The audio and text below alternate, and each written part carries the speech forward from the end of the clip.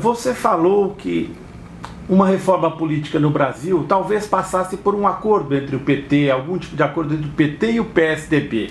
Né? Na internet os meus leitores vão dizer, mas isso não existe. Você vê essa possibilidade? Eu vejo essa necessidade.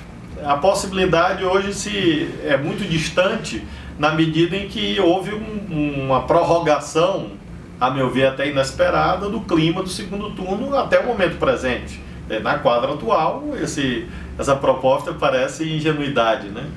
Mas é uma necessidade porque são os dois principais partidos políticos brasileiros já há 6 eleições presidenciais, desde 1994 até 2014.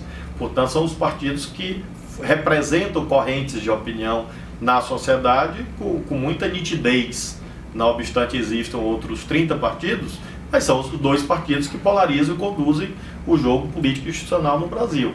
Então, na medida em que há uma crise aguda de legitimidade, de funcionalidade desse sistema institucional, representada pela provável decisão do Supremo de declarar inconstitucional as contribuições de empresas e, de outro lado, pela Operação Lava Jato, é natural que os atores principais do sistema político se vejam na necessidade de dar algum tipo de solução a esta crise.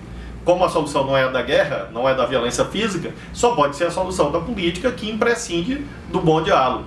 Então, em algum momento, acredito que, embora hoje pareça impossível, mas em algum momento, esses atores políticos vão ter que, de algum modo, ser conduzidos a esta tarefa sob pena de prevalecer a antipolítica.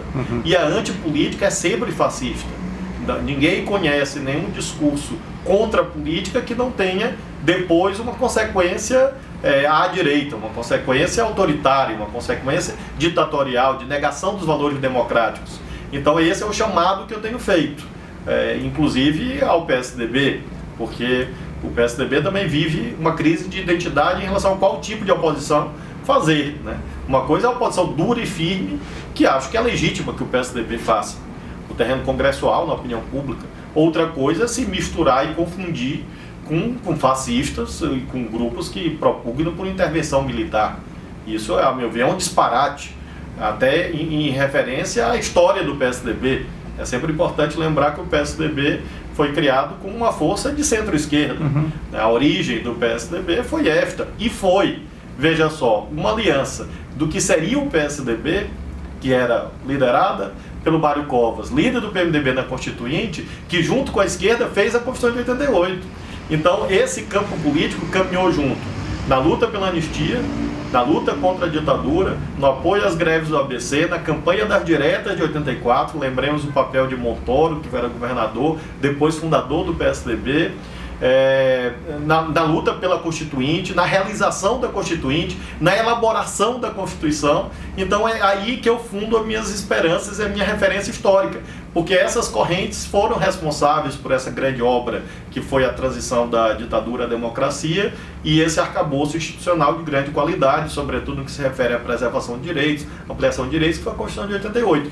Então não é possível que, em razão das 6 eleições presidenciais, esses liames, esses laços tão profundos, históricos, tenham se rompido ao ponto de tornar inviável algum tipo de diálogo sem renúncia à identidade. Eu não estou pedindo e nem peço para o PSDB deixar de fazer oposição. Eu acho até, repito, que o PSDB deve fazer, foi eleito para isso, né, ao ser a segunda força política mais votada na eleição presidencial.